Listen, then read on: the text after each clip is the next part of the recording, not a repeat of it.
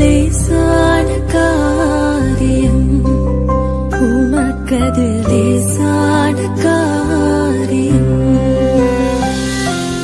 பலனுள்ளவன் பலனற்றவன் பலனுள்ளவன் பலனில்லாதவன் யாராயிருந்தாலும் இல்லைங்களா? நடிகர்களை சில பேர் என்ன செய்வாங்க, ஃபாலோ பண்ணுவாங்க. அவர் காசை வாங்கிக்கிட்டு முடி வெட்டிக்குவார். ஆனால் இவன் காசை கொடுத்து என்ன பண்ணுவாங்க, இவன் அதே மாதிரி வெட்டிக்கிட்டு என்ன பண்ணுவாங்க, அந்த ஸ்டைலில் என்ன பண்ணுவாங்க வெளியில். புரியுதாங்க? என்னுடைய நடிகர், என்னை நான் விரும்பி பார்க்கிறதான ஒரு நடிகர் இப்படி இருக்கிறார், அது மாதிரி நான் என்ன செய்கிறேன், மாறிக்கிறேன் அப்படிங்கிற ஒரு காரியங்களெல்லாம் உலகத்தில் இருக்கிறத பார்க்குறோம். அது எதுக்காக செய்கிறாங்கங்கிறது என்ன செய்ய மாட்டாங்க, புரியவே புரியாது. எதுக்காக தான் செஞ்சிகிட்டு இருப்பாங்க. அவர் சட்டையை தொலைன்னு போட்டால் இவனும் தொலைன்னு போடுவான். பேண்ட்டை ரொம்ப டைட்டாக போட்டால் இப்போ எல்லாருக்கும் முக்கா பேண்ட்டுக்கு வந்துருச்சு. ஆமே, ஸ்கூலுக்கு படிக்கிற பசங்களாம் பார்த்தீங்கன்னா கணுக்காலுக்கு மேலே போயிடுச்சு பேண்ட். அது எதுக்கு போச்சுன்னு தெரியல. ஏதோ சின்ன பிள்ளைகிட்ட கடன் வாங்கி போட்ட மாதிரி இருக்குது. ஆமே, அப்போ என்னென்னா இதை கேட்டால் என்னன்னா ஸ்டைல் எங்கே இருந்து ஆரம்பிச்சுன்னா தெரியல. அந்த காலத்தில் யாருன்னா ரிஷாகாரம் போட்டுறான்னு சொல்லுவாங்க. ஆமே, அப்போ அது மாதிரி மாறி போச்சு. அது எதனால் வந்துச்சு, இது ஏன் போடுறோம் அப்படிங்கிறலாம் அவனுக்கு என்ன செய்யலாங்க. ஆமாம், அவனுக்கு எத்தனை தெரியல. எவனோ ஒருத்தன் தாடி வச்சுருக்கான்னு சொல்லிட்டு இப்போ எல்லோரும் என்ன செஞ்சுட்டாங்க, தாடி வச்சுருக்காங்க. என்னென்னு கேட்டால் அது ஒரு ஸ்டைல் நினைக்கிறாங்க. அது நல்லா அழகாக இருக்குன்னு நினைக்கிறாங்க. யார் அழகாக நினைக்கிறாங்க, வச்சிருக்கிறவன் நினைக்கிறான். ஆனால் நமக்கு பார்த்தா என்ன தெரியுதுங்க, இவன் ஒரு மாதிரியாக இருக்கானேன்னு நினைக்கிறோம். புரியுதுங்களா? அப்போ அழகுங்கிறது நாம் மற்றவர்கள் நம்மளை பார்த்து மெச்சிக்கொள்ளுமே தவிர என்னென்னா என்ன செஞ்சக்கூடாது. ஆமாம், இது சாதாரண ஒரு சில காரியங்கள், சில டேஞ்சரான காரியங்களும் உண்டு. ஒரு காரியங்களை சொல்கிறேன். இந்த ஒத்த கம்மலை போட்டுட்டு இருக்கிறாங்க நிறைய பேர். அது எதுக்காக போடுறாங்கன்னு அது தெரியல. ஆனால் என்ன பண்ணுவாங்க, அது கேட்டால் ரொம்ப ஜாலியாக இருக்குதுலாம், ரொம்ப ஸ்டைலாக இருக்குன்னாங்க. அதற்கான காரணமே ஓரினை சேர்க்கையாளருக்கு அடையாளப்படுத்துவதற்காக அது போடுகிற காரியம். சொல்கிறது புரியுதுங்களா? அதே மாதிரி நம்முடைய செல்ஃபோனில் வானவில் கலரில் நிறையா கவர்லாம் இருக்கும். அந்த கவரும் அதற்கான அடையாளங்கள் தான். நீங்கள் பார்த்தீங்கன்னா திருநங்கைலாம் போகும்போது அந்த வானவில்லை போட்டு என்ன பண்ணுவாங்க, இந்த ஊர்வலம் நடத்தும்போது அதை போட்டிருந்தாங்க. புரியுதுங்களா? அவங்களை அடையாளப்படுத்துவதற்காக அவர்கள் அதை போட்டிருக்கிறாங்க. ஆனால் இன்னதென்று சொல்லி அந்த தவறான ஒரு காரியத்தை இன்றைக்கு என்ன செஞ்சுறாங்க, நம்ம நாகரிகமாக செய்து கொள்கிறார்கள். புரிகிறதா?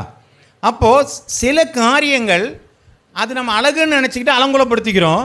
சில காரியங்கள் நம்மளை தவறான ஒரு நோக்கத்திற்குள்ளாக கொண்டு போகிறதா இருக்கிறது. அல்லேலூயா.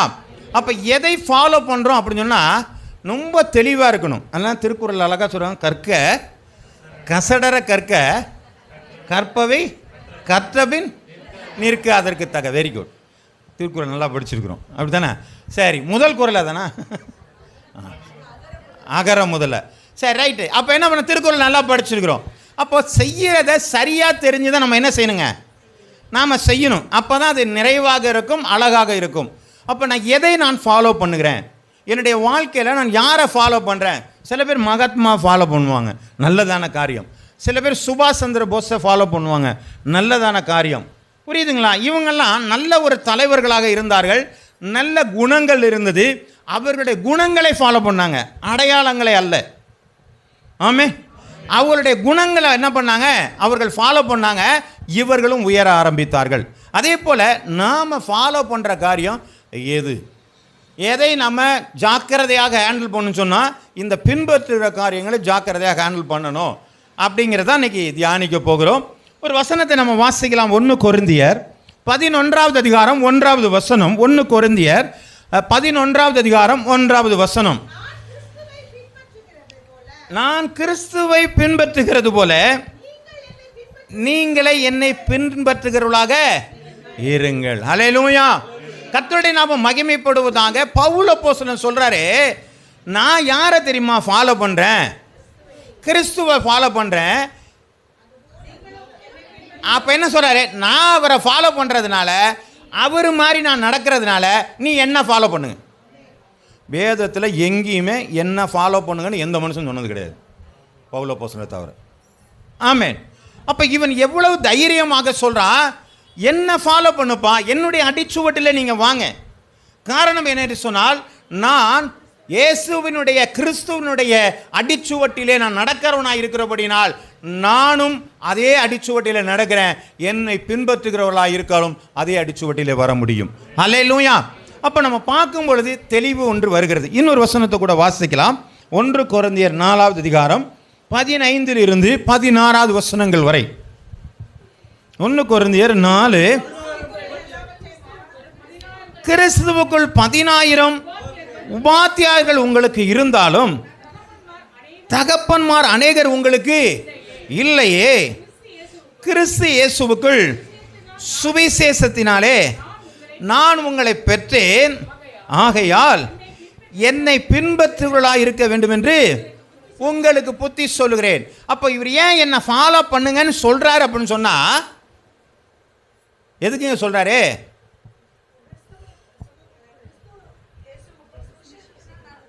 பெற்றேன். அவர் சொல்றாரு நான் உன்னை பெரும்படி என்ன செய்றாங்க, ஒரு உருவாகும் அளவும் கர்ப்ப வேதனைப்படுகிறேன்.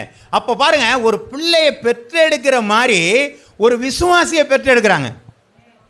ஆமே, இன்னைக்கு ஈஸியாக யாரையுமே ஒரு கிறிஸ்துவுக்குள்ளே கொண்டு வர முடியாது. நாம் நினைக்கிறோம் ஒரு டாக்ஸை கொடுத்தா வந்துடுவான், அப்படியெல்லாம் கிடையாது. ஒரு மனிதனுக்காக உபவாசம் பண்ணணும், அவனுக்காக ஜெபம் பண்ணணும், போய் பார்க்கணும், அவனோட கூட அவனுக்கு என்னென்ன காரியங்கள் வேணுமோ என்று சொல்லி அவனோடு கூட பக்கபலமாக இருக்கணும். இப்படி எல்லா வகையிலும் அவனுக்கு உதவி செய்யும் பொழுது தான் நம்ம மேலே நம்பிக்கை வரும். அதுக்கப்புறம் தான் நம்ம சொல்கிற வார்த்தைகள் மேலே என்ன செய்யுங்க அவனுக்கு நம்பிக்கை வருகிறதா இருக்கிறது. அப்போ இவ்வளோ கஷ்டப்பட்டு தான் பவுல் அப்போஸ்தலன் அந்த சுவிசேஷத்தினாலே ஒருத்தனை பெற்று அந்த பெற்றதினாலே இப்போ என்ன பண்ணுறாங்க, என்னை பின்பற்றுகிறவர்களாக மாறுங்கள்.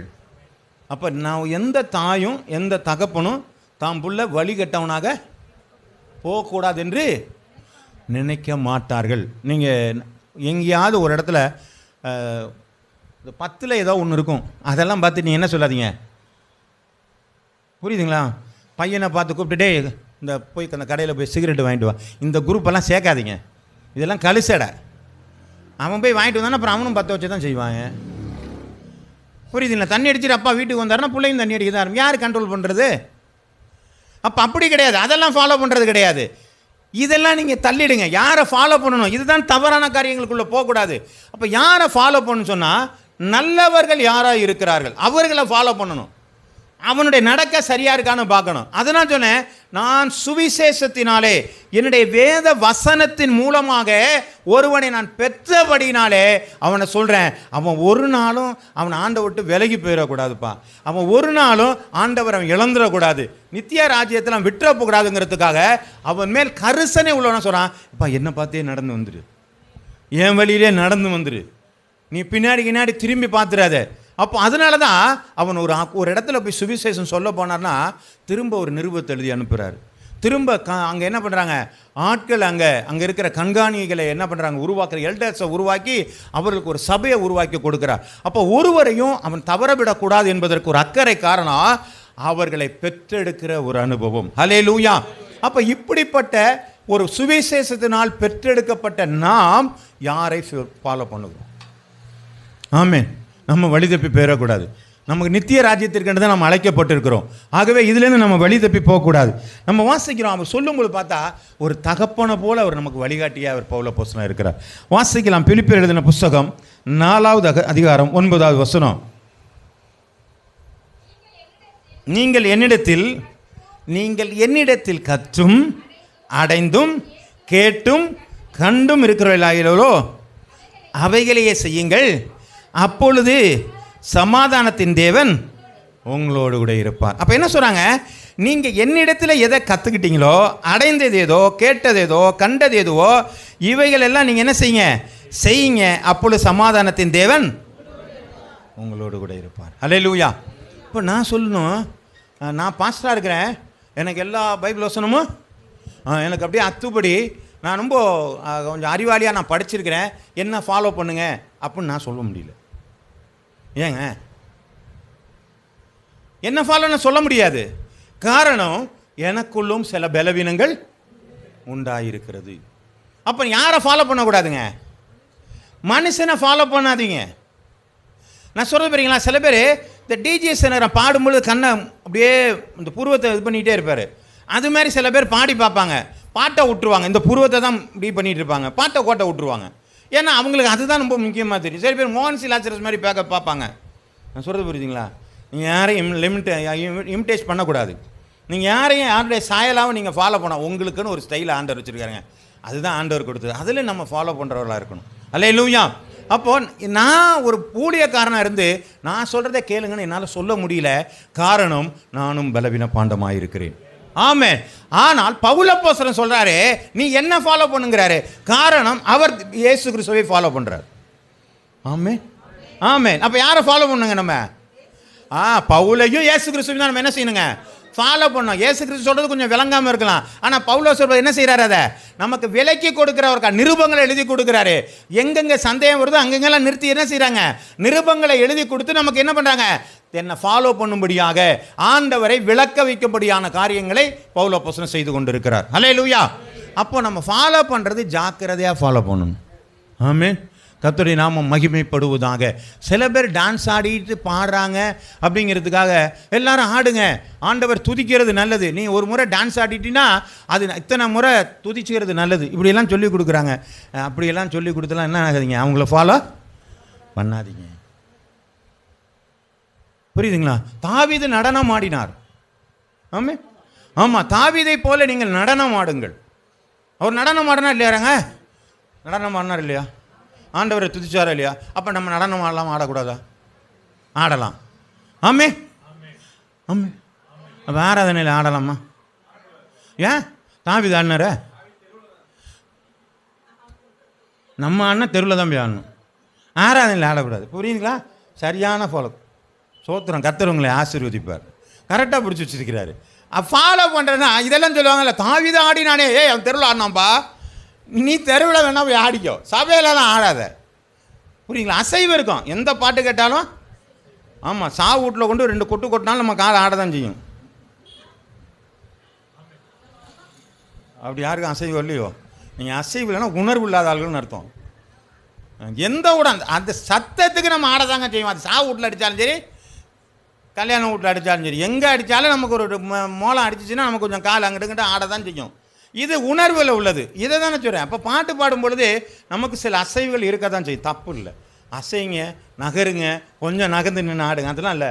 இந்த நாடுறது, டான்ஸ் ஆடுறது மட்டும்தான் வேணாம். சரி, ரைட், அது வேறு எங்கேயோ போய்ட்டோம். ஃபாலோ பண்ணுற காரியத்தை பற்றி நம்ம பேசியிருந்தோம். சரி, நாம் பின்பற்றுகிறவர்களாக நாம் இருக்கிறபடினாலே எப்படி பின்பற்றுகிறவர்களாக இருக்கிறோம் அப்படின்னு சொன்னால், முதல்ல நம்மளை நாமளே டிசைன் பண்ணணும், நாமளே முதல்ல புரிஞ்சுக்கணும். வாசிக்கலாம். அப்போஸ்தலர் எழுதின புஸ்தகம் 9வது அதிகாரம் 6வது வசனம்.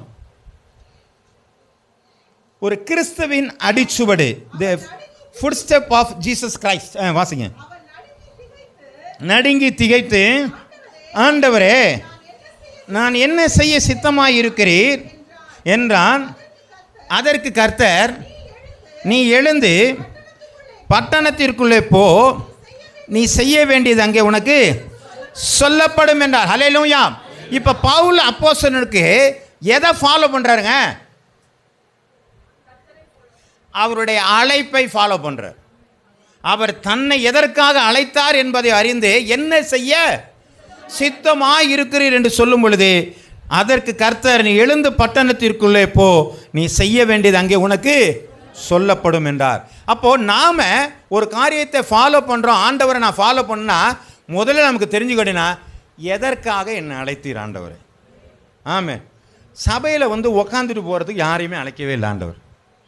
வரங்களை கொடுத்தது சும்மா வச்சுட்டு இருக்கிறதுக்கு யாருக்குமே அப்படி கொடுக்கல. வரங்களை கொடுக்குற ஏதோ ஒன்றை செய்யும்படியாக, இந்த உலகத்தில் ஏதோ ஒன்றை நம் மூலமாக நடத்தும்படியாகத்தான் ஆண்டவர் நமக்கு வரங்களை கொடுத்திருக்கிறார், ரட்சிப்பை கொடுத்திருக்கிறார், கிருபைகளை கொடுத்திருக்கிறார், வரங்களை கொடுத்திருக்கிறார். ஆமென். அந்த அழைப்பை முதலாவதாக உணரணும். பவுலோஸ் அப்போஸ்தலன் தன்னுடைய அழைப்பை உணர்ந்தபடினால்தான் அவருடைய அடிச்சுவடு சரியாக இருக்கிறதை பார்க்கிறோம். வாசிக்கலாம். யோவான் எழுதின புஸ்தகம் 4வது அதிகாரம் 34வது வசனத்தை நாம் வாசிக்க கேட்கலாம். யோவான் 4:34. இயேசு அவர்களை நோக்கி, நான் என்னை அனுப்பினவருடைய சித்தத்தின்படி செய்து அவருடைய கிரியையை முடிப்பதே என்னுடைய போஜனமாய் இருக்கிறது. இப்போ இயேசு கிறிஸ்து என்ன சொல்றாருங்க? என்னை அனுப்பினவருடைய சித்தத்தின்படி செய்வதே எனக்கு போஜனமாய் இருக்கிறது. ஹல்லேலூயா. அப்போ இயேசுவே என்ன சொல்றாரு? என்னுடைய பிதா அனுப்பின சித்தத்தின்படி செய்வது தான் எனக்கு போஜனம் சொன்னாரு. இதை தாங்க அப்போஸ்தலனாகிய பவுல் ஃபாலோ பண்ணார். ஆண்டவரே என்ன செய்ய சித்தமாய். இப்போ நம்ம பேசி பார்ப்போம். ஆண்டவரே என்னை தெரிந்து கொண்டதனுடைய நோக்கம் என்ன? இதுக்கு பதில் உங்கள்கிட்ட இருக்கா? இருக்கா? இந்த பதில் இருந்தால் நாம் போகிற வழி சரியாக இருக்கும். இந்த காரியத்தை நம்ம தெரிஞ்சிக்காததுனால தான் நாம் குறுக்கு சால்லாம் அங்கிட்டு இங்கிட்டும் ஓடிக்கிட்டே போயிடும். என்னுடைய அழைப்பு தெரிஞ்சு நான் எங்கே போகணுங்கிற ஒரு முடிவு எனக்கு தெரிந்திருந்தா, நான் திருச்சிக்கு போகணுன்னா எனக்கு எது பாதைன்னு தெரியும். நான் பாட்டுக்கு இங்கிட்டு தெற்கையும் வடக்கையுமே போயிட்டு எங்கே போகிறீங்க? திருச்சிக்கு போகிறீங்க, எந்த பக்கம் போகிற? இப்படியே போகிறேங்க அப்படின்னா போக முடியுமாங்க? இல்லை. அப்போ எனக்கு ஒரு மார்க்கம் தெரியணும். இதுதான் வழி, இது வழியாக தான் நான் போகணும்னு தெரிஞ்சிருக்கணும். அப்போது ஒவ்வொருவரையும் ஆண்டவர் ஒரு காரியத்திற்காக அழைத்தார். நம்மளை அழைத்தவர் உண்மை உள்ளவராக இருக்கிறார். ஆண்டவரே என்ன காரியமாக என்னை அழைத்தீர்னு சொல்லி ஒவ்வொருவருக்கும் பதில் தெரிஞ்சிருச்சுன்னா உங்களுடைய வாழ்க்கையில் ஒரு நாளும் ஃபெயிலியர் ஆகாதுங்க. ஆமே, சொல்லுது புரியுதுங்களா? நீங்கள் உங்கள் அழைப்பை மட்டும் தெரிஞ்சுங்க. சொல்லி கொடுப்பார் ஆண்டவர். ஒரு நாளும் மறைக்கிறார் தேவன் அல்ல. நம்மளோட கிட்ட பேசுகிற, எதுக்காக ஆண்டவர் என்னை அழைச்சிங்க? எதுக்காக என்னை சபையில் சேர்த்திங்க? என்னை கொண்டு என்ன காரியம் செய்ய போகிறீங்க? இந்த அழைப்பினுடைய காரியத்தை முதலாவது நாம் அறிந்திருக்க வேண்டும். வாசிக்கலாம் 1 கொரிந்தியர் 7வது அதிகாரம் 24வது வசனம்.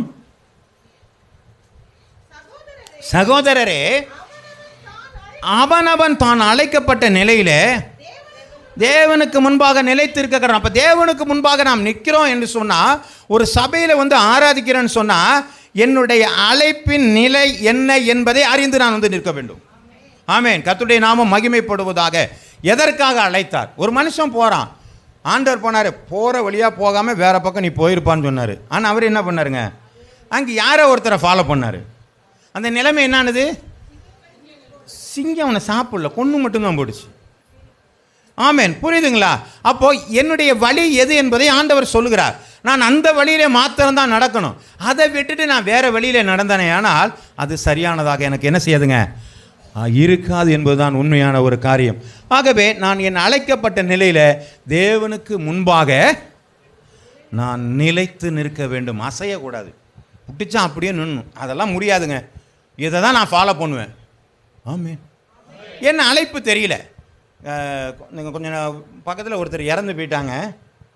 அவங்க இறந்து போனவங்களுக்கு இறந்து போய் அடக்கம்லாம் பண்ணியாச்சு.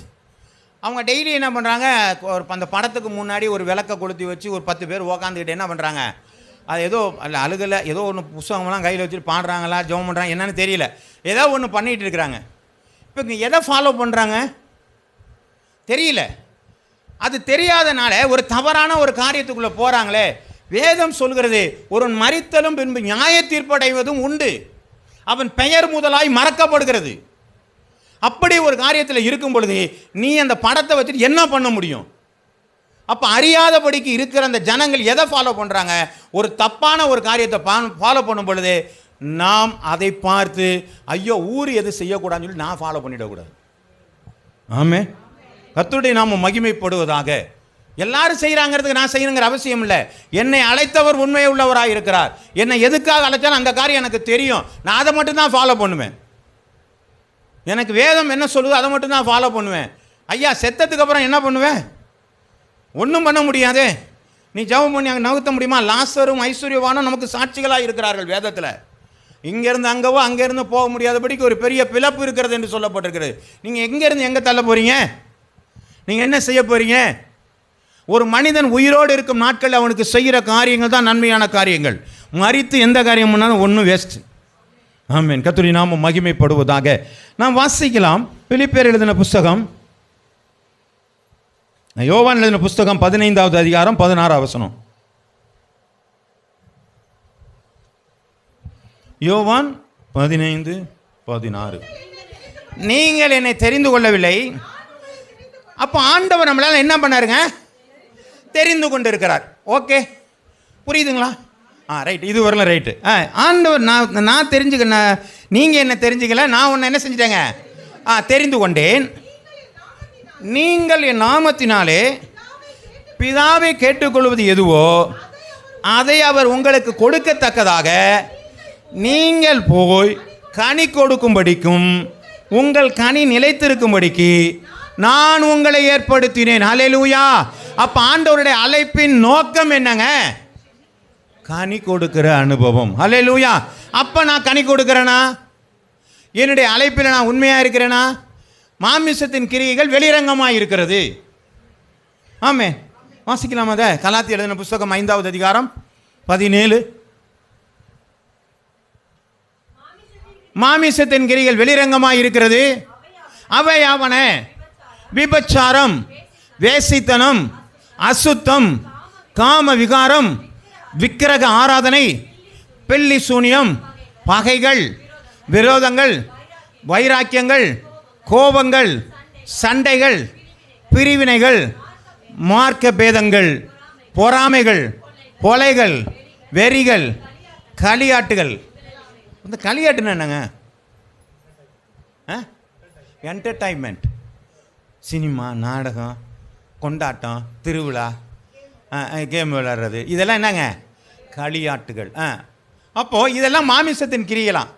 இதெல்லாம் நம்மகிட்ட இருக்கக்கூடாதான். அப்போ அடுத்து வாசிங்க, அப்படி தொடர்ந்து வாசிங்க. ஆவியின் கனியோ அன்பு, சந்தோஷம், சமாதானம், நீடிய பொறுமை, தயவு, நற்குணம், விசுவாசம், சாந்தம், இச்சையடக்கம், இப்படிப்பட்டவர்களுக்கு விரோதமான புறமான ஒன்றுமே இல்லை. கர்த்தருடைய நாமம் மகிமைப்படுவதாக. நம்முடைய அழைக்கப்பட்ட அழைப்பு கனி கொடுக்கிறவர்களாக இருக்கும்படிக்கு நம்மளை ஆண்டவர் அழைத்திருக்கிறார். இந்த கனி கொடுக்க வேண்டுமானா இன்னும் இந்த 15 சொன்னால், ஒருவன் என்னில் நிலைத்திருந்தால் அவன் அதிக கனிகளை கொடுப்பான். அதனாலே அவர்கள் சீசர் என்று அப்படிலாம் இருக்குல்லைங்க சொன்ன. ஆமாம். அப்போ என்ன பண்ண? நான் கனி கொடுக்கிறவனா இருக்கணுமே. அப்போ நான் எதில் ஃபாலோ பண்ணுறதுக்காக நான் வச்சுருக்கிறேன்னு சொன்னால், கனி கொடுக்கிற அனுபவத்தை நான் வெளியில் கொடுக்கணும். இவ்விதமாய் மனுஷர் உங்களுடைய நற்கிரியைகளை கண்டு பரலோகத்தில் இருக்கிற தேவனை மகிமைப்படுத்தும்படி உங்கள் வெளிச்சம் அவர்களுக்கு முன்பதாக பிரகாசிப்பிக்க, உங்களுடைய கனிகளினாலே அவர்கள் பார்த்து உங்களுடைய தேவன் நல்ல தேவன் என்று சொல்லும்படிக்கு நீங்கள் கனிகளை கொடுக்க வேண்டுமா? அல்லேலூயா, அல்லேலூயா. கர்த்தருடைய நாமம் மகிமை. இதுக்கு தாங்க நம்மளை அழைச்சேன்னு சொல்லியிருக்கிறார். அல்லேலூயா, அல்லேலூயா. கர்த்தருடைய நாமம். அந்த கனிகள் நம்மகிட்ட இருந்துச்சுனாலே நல்ல சுபாவங்கள் வர ஆரம்பிக்கும். நல்ல சுபாவங்கள் வர ஆரம்பித்தாலே மற்றவர்களை நேசிக்க ஆரம்பிப்போம். மற்றவர்களை நேசிக்க ஆரம்பித்தாலே நம்முடைய வாழ்க்கையில் என்ன பண்ணுங்க? சுவிசேஷம் சொல்ல ஆரம்பித்து விடுவோம். அல்லேலூயா. போய் சேர்ந்துருங்க. அல்லேலூயா. கர்த்தருடைய நாமம் மகிமைப்படுவதாக. இன்னும் நிறைய காரியங்கள், நம்ம தவறான ஒரு காரியங்களை கிறிஸ்தவத்தில் இருக்கிறத பார்க்குறோம். கொஞ்சம் வேதனையான ஒரு காரியம். கர்த்தருடைய நாமம் மகிமைப்படுவதாக. இந்த காஸ்டிசம் அப்படிங்கிற ஒரு காரியம் இருக்குது. நிறப்பேதங்கள் இருக்குது. வெள்ளை, நீக்ரோ அல்லது மொழி சார்ந்த காரியம், நான் கன்னடன், நான் தமிழன் அப்படிங்கிற காரியங்கள்லாம் இருக்குது. அது உண்மையிலே பிரிவினை தான். அது அவங்களுடைய மொழி பேசுகிறவங்க இந்த காரியங்கள் சொல்கிறான். ஆனால் அந்த ஜாதி என்கிற ஒரு காரியத்தை இன்றைக்கி கிறிஸ்தவர்கள் கையில், நிறைய பேர் கையில் என்ன செய்கிறாங்க? வச்சிருக்கிறாங்க. அப்போது நான் ஜாதி என்பதை நான் கையில் எடுத்தனேயானால் என்னை விட சுப்ரீம் ஒரு ஆள் இருக்கிறாருங்கிற நம்பணும். புரியுதானே? நான் ஒரு ஜாதியில் இருக்கேன்னு சொல்லிட்டானா என்னை ஆளுகை பண்ணுகிற சுப்ரீம் ஒருத்தன் இருக்கிறாங்கிறத நான் என்ன பண்ணிடுறேன்? நான் நம்புகிறேன். அப்போ அவனை நம்புனான்னு சொன்னால் அவன் சொன்ன கோட்பாடை நான் சம்மதிக்கிறேன். ஆனால் ஆண்டவர் 2 பேர் தான் படைச்சாரு.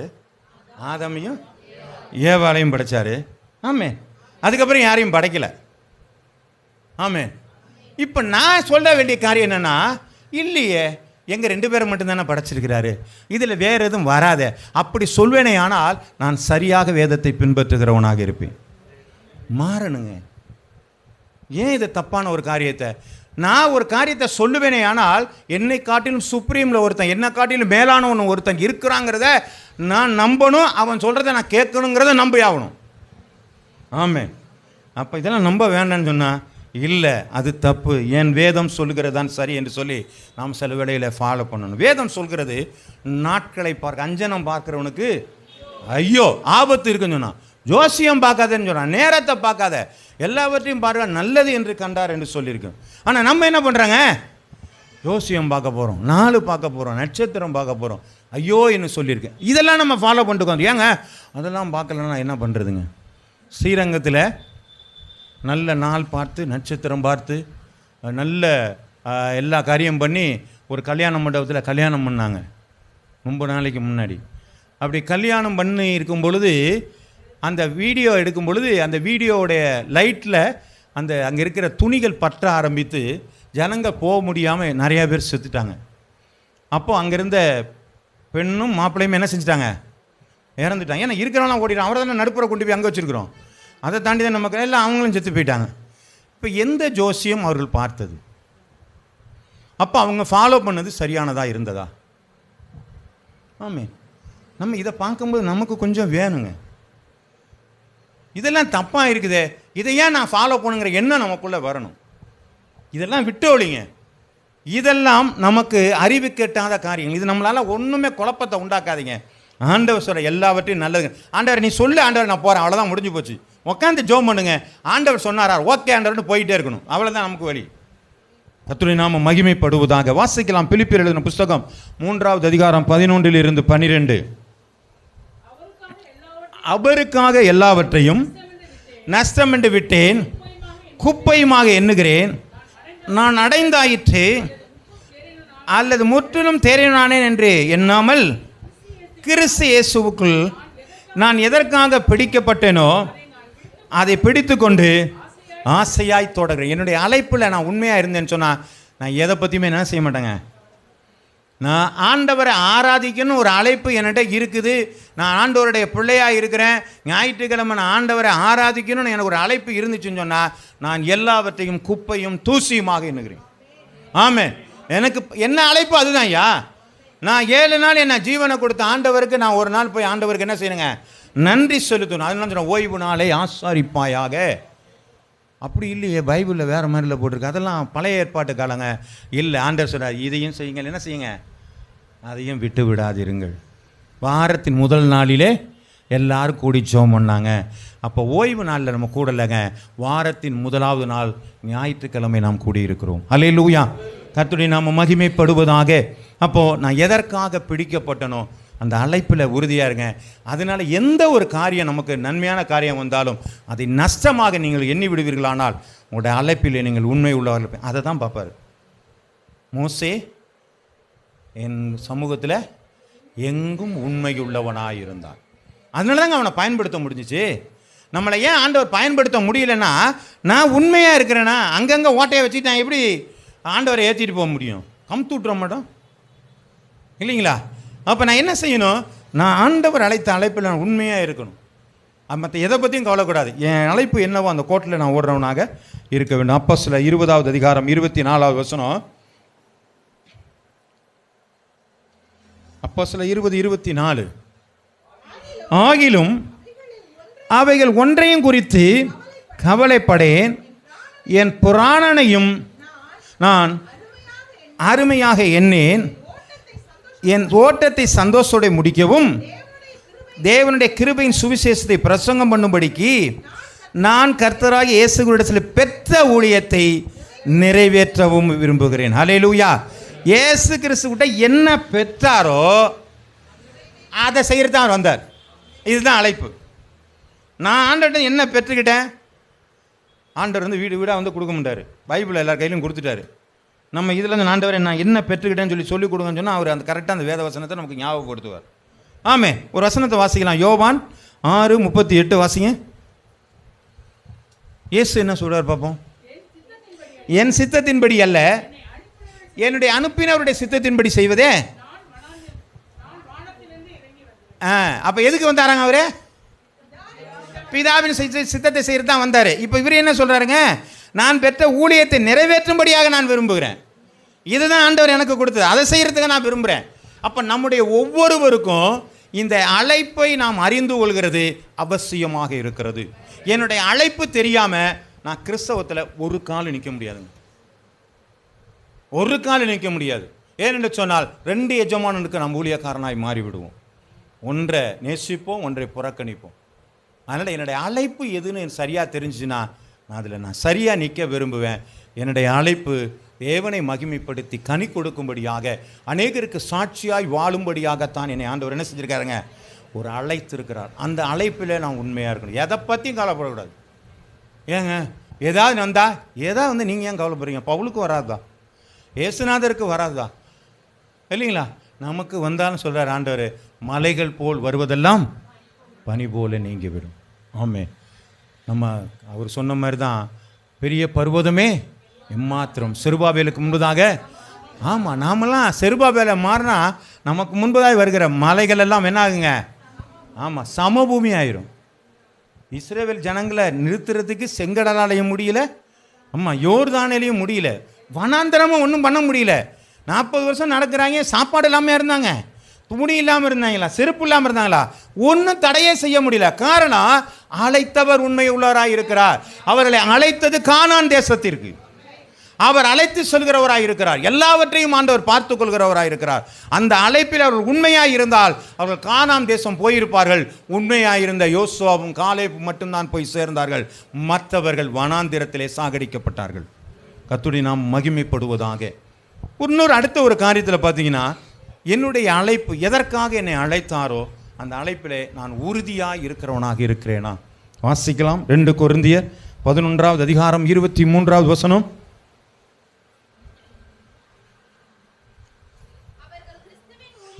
அவர் கிறிஸ்துவின் ஊழியக்காரரா? நான் அதிகம்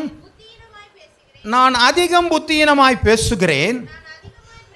நான் அதிகமாய் பிரயாசப்பட்டவன், அதிகமாக அடிக்கப்பட்டவன், அதிகமாக காவல் வைக்கப்பட்டவன், அநேக நாட்களில் மரண அவதிகளில் அகப்பட்டவன், யூதர்களால் ஒன்று குறைய 40 அடியாக 5 தரம் அடிக்கப்பட்டேன், 3 தரம் மிலாறுகளினால் அடிபட்டேன்,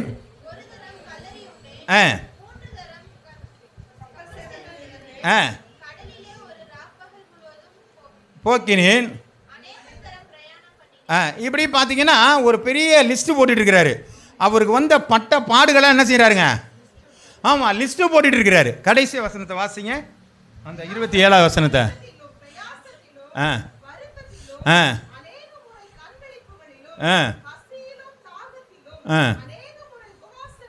ஆ பாருங்க, இவ்வளெல்லாம் பட்டாரு, பாடினாரு. ஆனால் ஒரு நாளும் அவர் விலகவே இல்லை. ஆமே. ஏன்டாப்பா ஏசுநாதரை போனதுக்கு இதுவா பிரச்சனை? அப்பா பாயின்னு சொல்லிட்டு என்ன செய்யக்கூடாது? ஆமே. இன்னைக்கு நிறைய காரியங்கள் அப்படி நடக்குதுங்க. சபைக்கு வர்றாங்க, ஞானஸ்தானம் எடுக்கிறாங்க, ரட்சிக்கப்பட்டிருக்கிறாங்க, எல்லாம் வந்து பக்கத்தில் இருக்கோம் பார்த்து, நீ எல்லாம் என்ன இப்படிலாம் பண்ணக்கூடாதுன்னு ஒரு மிரட்டல் தோணி விட்டோன்னு என்ன பண்ணிடுறாங்க? சரிப்பா வேணாம்ப்பா, எதுக்குப்பா அங்கே போய் நின்றுட்டு, நான் கல்லறை கொடுக்க மாட்டேன், கல்யாணம் பண்ணி வைக்க மாட்டேன், நான் அது செய்ய மாட்டேங்க, ஊரே உன்னை ஒதுக்கி வச்சிடும். ஆமே ஆமே சொல்கிறாங்களா இல்லையாங்க? நம்ம பயப்படுறோமா இல்லையாங்க? ஆனால் வேதம் சொல்லுது நீ பயப்படாதங்குது. ஏன்னு கேட்டால் நம்ம ஃபாலோ பண்ணுறாரு பவுல். அவரே சொல்கிறார், ஏப்பா நான் கப்பல் சேதத்தில் இருந்தேன், நிர்வாணத்தில் இருந்தேன், கசையடிப்பட்டேன், நான் எல்லாத்திலையும் இருந்தேன், ஆண்டவர் எல்லாத்திலையும் என்னோட கூட இருந்தார். அதனால தான் அவர் துதிச்சோன்னு என்ன பண்ணுங்க, சிறைச்சாலை அசிவாரம் அசைஞ்சு போயிருச்சு. ஆமே. நம்ம பவுலாக இருந்தால் நம்முடைய சிறைச்சாலைகள் அசைய ஆரம்பிக்கும். அல்லேலூயா. கர்த்தருடைய நாம மகிமைப்படுவதாக. நான் பவுலாக இல்லாதனால தான் பேப்பர் கூட நகர மாட்டேங்குது. ஆமே. கர்த்தருடைய நாம மகிமைப்படுவதாக. அப்போ நம்மளை அசையக்கூடிய அளவிற்கு நாம் வைராக்கியமாக இருக்கணும். எவ்வளோ பிரச்சனை வந்தாலும் சரியா, நான் ஆண்டவருக்குன்னு வைராக்கியம். ஒரு நாளும் என் ஆண்டவர் என்னை தோற்று போக விடுவதில்லை என்று சொல்லி வைராக்கியம் இருந்தால் நான் ஒரு நாளும் தோற்று போக மாட்டேன்.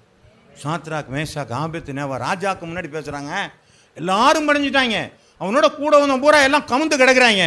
நான் பேசுகிறான், என்ன சொல்கிறாங்க? நான் ஆராதிக்கிற தேவன் எரிகிற அக்கினி சூளைக்கும் ராஜாவகனுடைய கைக்கும் தப்புவிக்க வல்லவராய் இருக்கிறார். அப்படி தப்புவிக்காமல் போனாலும் நீ நிறுத்தின பொற்சிலையை வணங்குவதும் இல்லை, சேவிப்பதும் இல்லை என்று ராஜாவாகிய நீர் அறிந்திருக்க கடவுது. ராஜா கேர்ஃபுல். எப்படி பேசுறாரு பார்த்து, அப்படி தானே பேசியிருப்பாரு. நம்ம படிக்கிற மாதிரிலாம் பேச மாட்டார். எப்படிங்க பேசியிருப்பாரு? நான் சொல்கிறது புரியுதுங்களா? இல்லைங்க, இப்போ நம்ம நீங்கள் படிங்க பார்ப்போம். நாங்கள் ஆராதிக்கிற எங்கள் தெய்வம்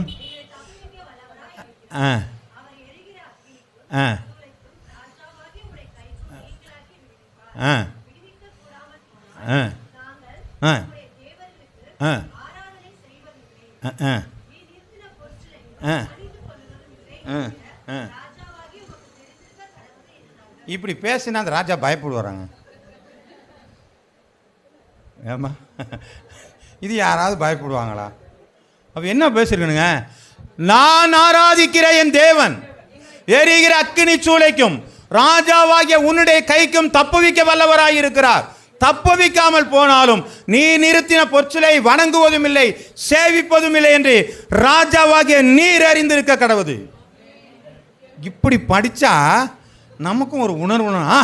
ஆமாயா அவனு தான் நிற்கிறான். புரியுதுங்களாங்க? நம்ம என்னமோ தூக்க கலக்கத்தில் வாசிக்கிற மாதிரி வாசித்தா எப்படி எழுப்புதலுங்க வருங்க? நீங்கள் வசனத்தை வாசிக்கும் பொழுது நீங்கள் அப்படி வாசித்து பாருங்கள், நமக்குள்ளே ஒரு பிரைட்னஸ் வர ஆரம்பிக்கும். ஆமாம், கர்த்தருடைய நாமம் மகிமைப்படுவதாக. இப்போ வாசிக்கலாம். எபிரேயருக்கு எழுதின புஸ்தகம் 3வது அதிகாரம் 14வது வசனம்.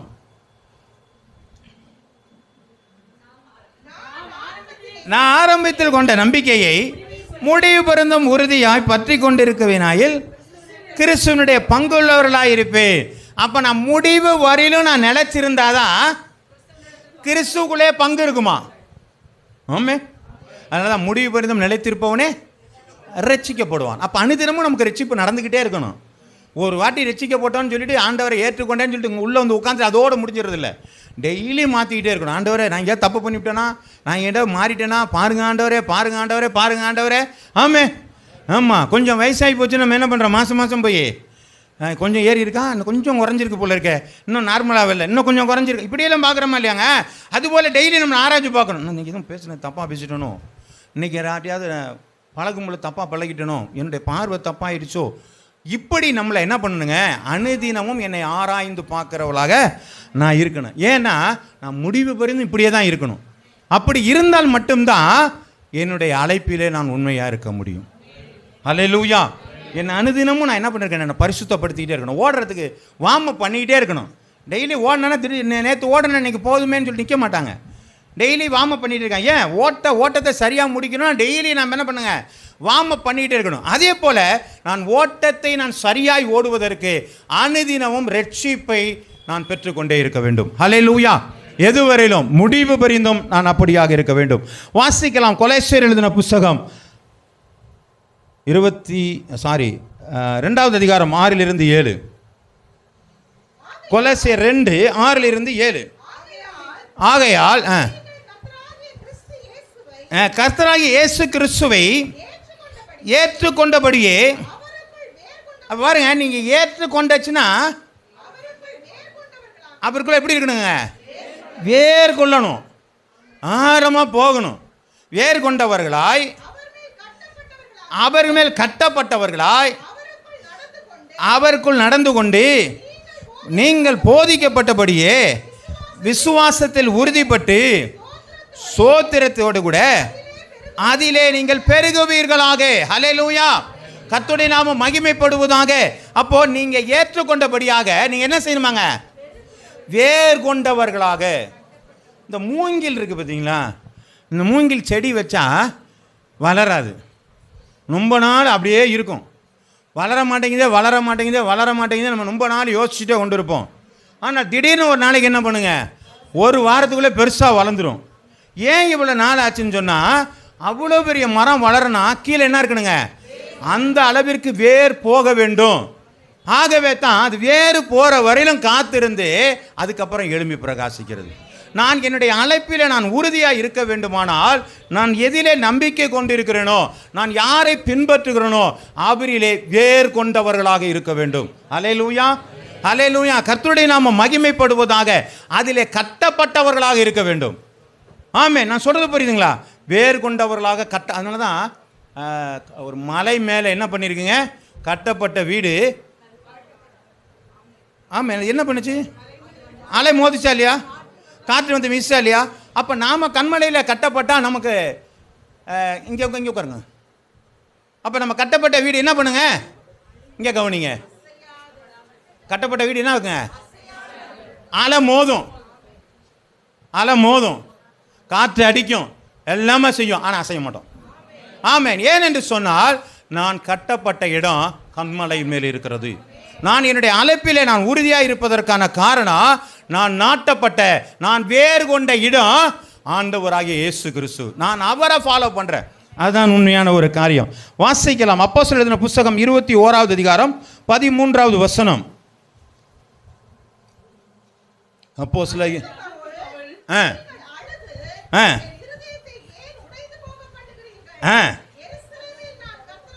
எருசலேமில் கர்த்தராகிய இயேசுவின் நாமத்திற்காக கட்டப்படுவதற்கு மாத்திரமல்ல, நான் மரிப்பதற்கும் ஆயத்தமாயிருக்கிறேன். பாருங்க, ஒருத்தன் கயிறு தீர்க்கதரிசி சொல்கிறான், ஏய் இந்த கச்சையை யார் வச்சிருக்கிறானோ, ஏதோ துண்டு, அந்த துண்டை வச்சுட்டு யார் வச்சிருக்கிறாங்களோ இவன் என்ன பண்ண போகிறான், இவன் மாதிரி கட்டி கொண்டு போய் எருசலேமுக்கு கொண்டு போய் கொல்ல போகிறாங்கன்ட்டான். இந்த ஜனங்கள்லாம் பார்த்தாங்க, ஐயோ இந்த கச்சை யாருது, பவுல் அப்போஸ்தலனாச்சே. அப்போ பவுல் அப்போஸ்தலன் காலி போல இருக்குன்னு நினச்சிட்டு எல்லாருமே அழுக ஆரம்பிக்கிறாங்க. பவுல் அப்போஸ்தலன் கூலாக எந்திரிச்சு என்ன சொல்கிறாருங்க, ஏன்டா நீ அழுது என்ன ஏன்டா கலங்க பண்ண பார்க்குற, நானே பயப்படாமல் இருக்கிறேன், நீ ஏன் என்ன கலங்க பண்ண பார்க்குற? புரியுதுங்களாங்க? ஏன் என்ன கலங்க பண்ண பார்க்குற? நான் கட்டப்படுவர்களே, நான் சாவறதுக்கே ரெடியாக இருக்கிறேன், கட்டப்படுறதுக்கெல்லாம் நான் பயப்படுவேனா? ஆமீன். அப்போது அவன் எதற்காக அழைக்கப்பட்டானோ அதில் அவன் உறுதியாக இருக்கிறவனாக இருந்தான். எனக்கு எதில் அழைக்கப்பட்டுச்சோ, அந்த கனி கொடுக்குற அனுபவத்தில் இருந்துச்சோ அதில் நீங்கள் உறுதியாக இருக்க ஆரம்பிங்கள். பேதுரு பாருங்கள், பயந்த ஆள் மனுஷன். ஆமேன். அந்த இவரை கொல்லும்போது யாக்கப்போ கொண்டுட்டாங்க அப்படின்னு சொன்னதுக்கப்புறமேல பார்த்தா இவன் அடுத்த நாள் கொல்றதுக்காண்டி ரெடி ஆகிட்டு இருக்கிறாங்க. இவர் என்ன பண்ணாங்க, நான் ஒரு 4 கட்டமாக என்னமோ காவல் வச்சுருக்கிறாங்க. அங்கிட்டு ஒரு ஆள், அங்கிட்டு ஒரு ஆள், அங்கிட்டு ஒரு ஆள், இவனை பார்த்துக்கிட்டே 2 பேர் இருக்கிறாங்க. எல்லாம் பார்த்துட்டாங்க. இவர் என்ன பண்ணுறாருங்க, பேதுரு என்ன பண்ணார், தூங்கிட்டார். நாளைக்கு கிளம்புற சாவ போகிறாரு, சுற்றி காவல்லாம் இருக்குது, அவன் காவை காக்கறான் முழிச்சிட்டு உட்காந்துருக்கிறான். இவர் என்ன பண்ணுறாருங்க, ஏங்க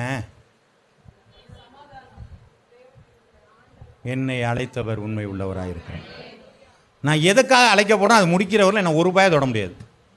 ஆமே, நிம்மதியாக படுத்தோம், தொட முடிச்சுச்சான் முடியலையே. கர்த்தருடைய நாம மகிமைப்படுவதாக. அப்போ நான் என்னை அழைத்த அழைப்பில், என்னை ரட்சிக்கப்பட்ட காரியத்தில் என்னை ஆண்டவர் எந்த நோக்கத்திற்காக பிடித்தாரோ அதில் நான் உறுதியாக இருக்கணும். எது வந்தாலும் எனக்கு பிரச்சனை இல்லைங்க, நான் எதுக்கு அழைச்சாரோ எனக்கு வைராக்கியமாக இருப்பேன். இந்த அழைப்பிலே உறுதி. முதலாவதாக நம்முடைய அழைப்பை தெரிந்து கொள்ளுங்கள். 2வது காரியம், அழைப்பிலே நீங்கள் உறுதியாக இருங்கள். இதுதான் பவுல் அப்போஸ்தலனை ஃபாலோ பண்ணுற காரியம். அவர் அதில் தான் அப்படியே இருந்தார். அப்படி ஆண்டவர் என்ன சொன்னாரோ அது பின்னாடியே போய்கிட்டே இருந்தார். ஆண்டவர் அதுபடி தான் நடந்தார். வாசிக்கலாம். அடுத்து அப்போஸ்தலர் எழுதின புஸ்தகம் 9வது அதிகாரம் 19வது வசனம்.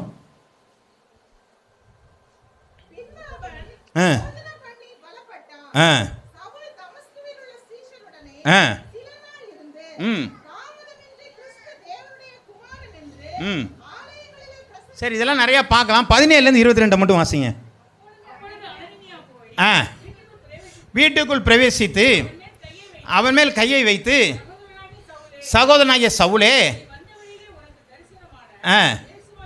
கர்த்தர் நீ பார்வை அடையும்படிக்கு பரிசுத்த ஆவினால நிரப்பப்படும்படிக்கு என்னை அனுப்பினார் என்றான்.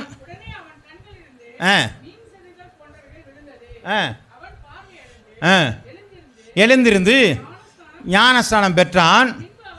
பின்பு அவன் போஜனம் பண்ணி பலப்பட்டான். சவுல் தமஸ்குள்ள சீசனுடைய சில நாட்கள் இருந்து தாமதமின்றி கிறிஸ்து தேவனுடைய குமார் என்று. அல்லேலூயா, அல்லேலூயா. அப்போ எதை அழைச்சாங்களோ அதில் உறுதியாக இருக்கிறது மட்டும் இல்லை, உடனே அவர் என்ன பண்ணிட்டாருங்க, கிளம்பி போயிட்டார். எதுக்காக அழைச்சாலும் அதுக்கு என்ன பண்ணிட்டார், அவர் கிளம்பி போயிட்டார். உடனே அவர் புறப்பட்டு போயிட்டார். நம்ம புறப்படுறதுக்கு முடிய மாட்டேங்குது. ஆமே, என்ன அழைச்சிட்டாலும் நான் எதுக்கு போகணுமோ அது கரெக்டாக போகணும். உடனே கிளம்பிட்டாருங்க.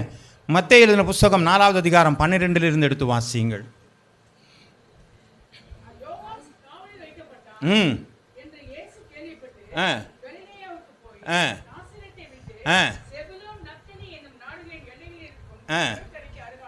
கப்பர்நகூமில் வந்து வாசம் பண்ணினார்.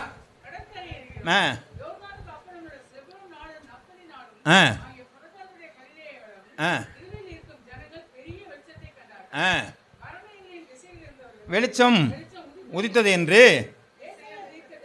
உரைக்கிறபடியாய்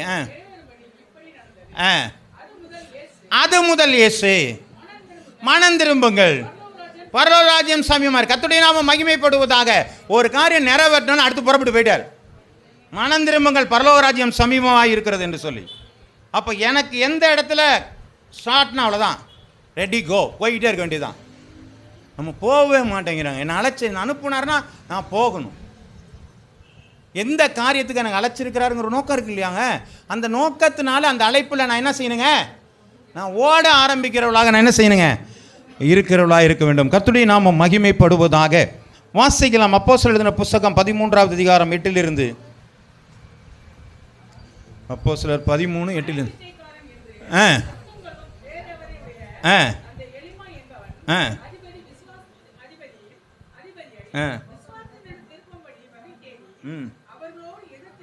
எதிர்த்து நின்றான்.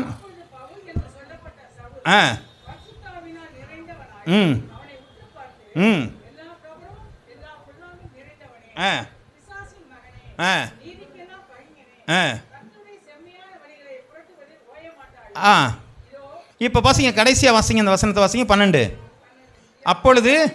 அப்பொழுது அதிபதி சம்பவித்ததை கண்டு கர்த்தருடைய உபதேசத்தை குறித்து அதிசயப்பட்டு விசுவாசித்தான். கர்த்தருடைய நாமம் மகிமைப்படுவதாக. இவனுடைய அழைப்பிலே உண்மையாய் இருந்தபடியினாலே ஒரு அற்புதத்தை கண்டு அதிபதி விசுவாசிக்கிறான். ஆமே, கர்த்தருடைய நாமம் மகிமைப்படுவதாக. ஆண்டவர் சொல்றார், விசுவாசிகளில் நடக்கும் அடையாளங்களாவன. அப்ப இது யாரால முடியும்?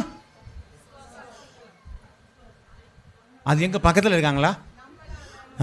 விசுவாசிகளாம் எங்க இருக்கிறாங்க? பக்கத்தில் இருக்கிறாங்களா? நம்ம தாங்க. நம்மளால் நடக்கும் அடையாளம் சொன்னால் நான் அதை ப்ராக்டிஸ் பண்ணுறவனாக இருக்கணும், செயல்முறைக்கு கொண்டு வருகிறவனாக இருக்கணும். அப்படி கொண்டு வரும் பொழுது அந்த அதிபதிகள் ரட்சிக்கப்படுவார்கள். ஆமென். அப்போ தான் பக்கத்தில் இருக்க பார்க்குறவனுக்கு கண்ணு தெரிய ஆரம்பிச்சிடும். இவனு என்னடா இப்படி இருக்கிறாங்க, இவனு என்ன பண்ணுறாங்க, இது என்ன செய்கிறாங்கன்னு சொல்லி நம்ம செயல்பாடுகளை காணும் பொழுது அவர்கள் அதிபதிகள் ரட்சிக்கப்படுவார்கள். அல்லேலூயா. அதனால ஏசாயால சொல்றான், எழும்பி பிரகாசி, உன் வெளிச்சத்தில் ராஜாக்கள் வருவார்கள். ஆமென். திரள் கூட்டம் வசப்படும் என்று சொல்லி வேதம் சொல்கிறதை பார்க்குறோம். கொடுங்கைகளை பிள்ளைகளை தூக்கிட்டு சபைக்குள்ளே வருவாங்களாம்.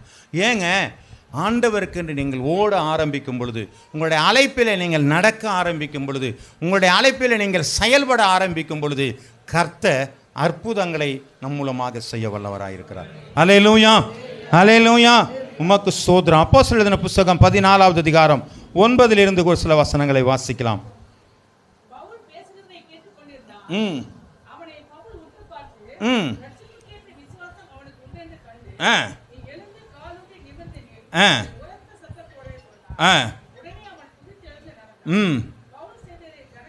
இப்போ என்ன பண்ணிட்டாங்க, அவனை கடவுளாகவே மாற்றிட்டாங்க.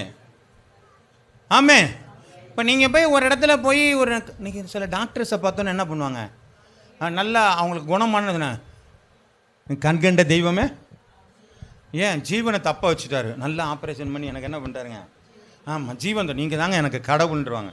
முடிஞ்சு போச்சு. அதுக்கப்புறம் கடவுளை நேசிக்கிறது அப்புறம் அந்த நேரத்தில் நமக்கு என்ன பண்ணாங்க, நீங்கள் தாங்க எனக்கு கண்கண்ட தெய்வம் அப்படின்னு சொல்லி அவர் நேசிக்கிற ஒரு காரியங்களை பார்க்குறோம். கர்த்தருடைய நாமம் மகிமைப்படுவதாக. அப்போ இந்த இடத்துல என்ன சொல்கிறாங்க, நம்முடைய ரட்சிக்கப்பட்ட ஜனங்களை பார்த்து கடவுள் என்று சொல்லக்கூடிய அளவிற்கு ஆண்டவர் அற்புதங்களை நடத்தியிருக்கிறார். அவெல்லாம் தெய்வம் ஐயா. ஏன்னா நம்மூலமாய் நடப்பிக்கிற காரியங்கள், என் அழைப்பில் நான் உண்மையாக இருந்து அதில் நான் உறுதியாக இருந்தேனானால் என் மூலமான செயல்பாடுகள் பயங்கரமாக இருக்கும். அல்லேலூயா. ஏன் என் வாழ்க்கையில் நடக்க மாட்டேங்கன்னு சொன்னால், நான் இன்னும் அழைப்பையே நான் புரிஞ்சிக்கல, நான் இன்னும் உறுதியாகவே இல்லை, நான் எப்படியா நடக்குன்னு எனக்கு தெரியல. இப்படி குழப்பத்தினால தான் நம்மளால் ஒரு அற்புதங்களை கொண்டு போக முடியல. கர்த்தருடைய நாமம் மகிமைப்படுவதாக. வாசிக்கலாம் 1 கொரிந்தியர் 12வது அதிகாரம் 7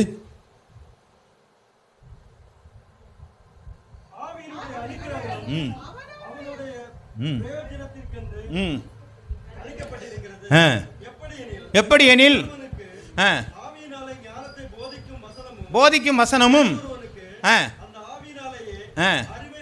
அறிவை உணர்த்தும் வசனமும் விசுவாசமும் குணமாக்கும் வரங்களும்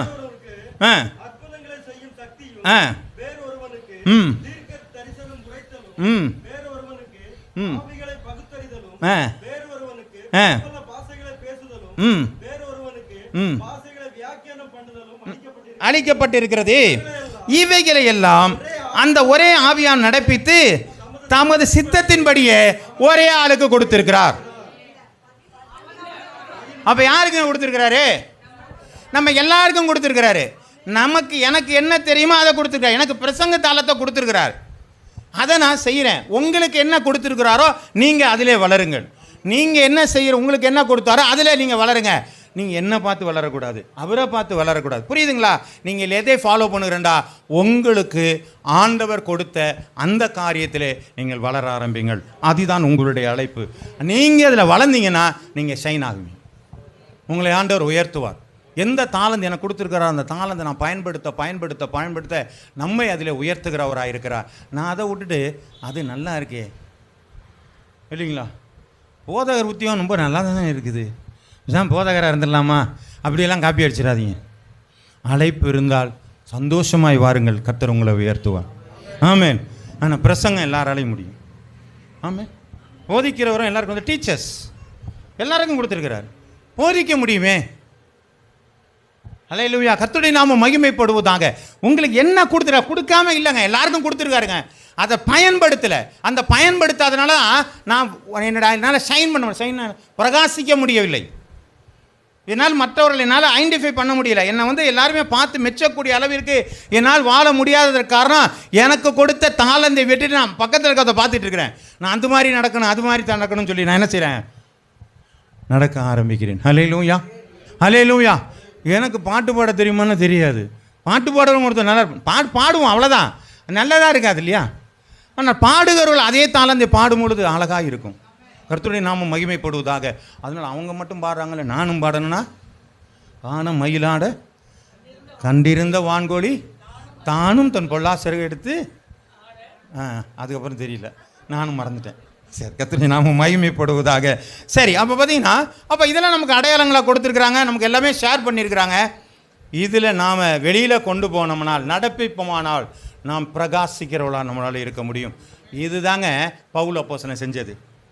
ஆண்டவர் எதுக்காக அழைத்தாரோ அழைப்பிலே தெரிந்து கொண்டிருக்கிறான். அந்த அழைப்பிலே அவன் எல்லாவற்றையும் தியாகமாய் உறுதியாக இருந்தான். அந்த உறுதியாக இருந்த மாத்திரமல்ல, அதை நிறைவேற்ற பிரயாசப்பட்டான்.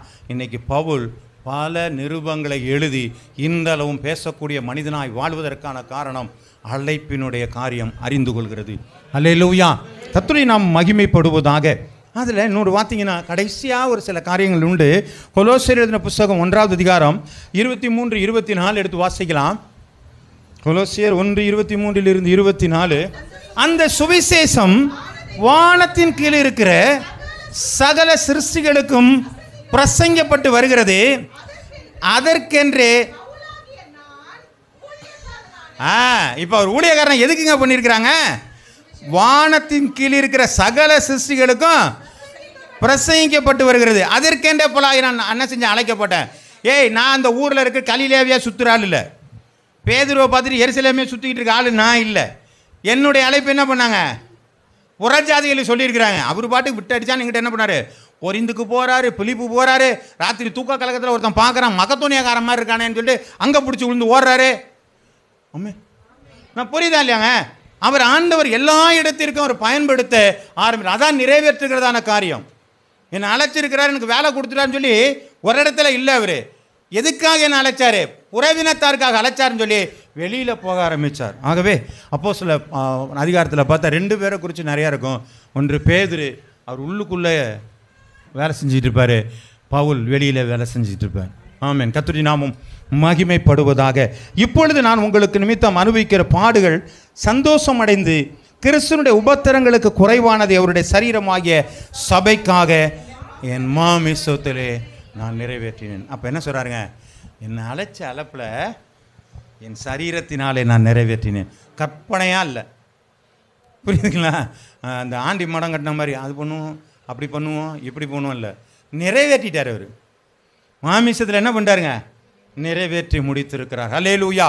அப்போ நம்ம எந்த ஒரு காரியத்திலும் அழைப்பை நிறைவேற்ற உறுதியாக இருந்து ஆண்டவர் அதை செயல்படுத்தி நிறைவேற்றவர்களாம் இருக்கும் பொழுது பரலோகஜம் ராஜ்யம் நமக்காக திறக்கப்பட்டிருக்கிறது. அல்லேலூயா.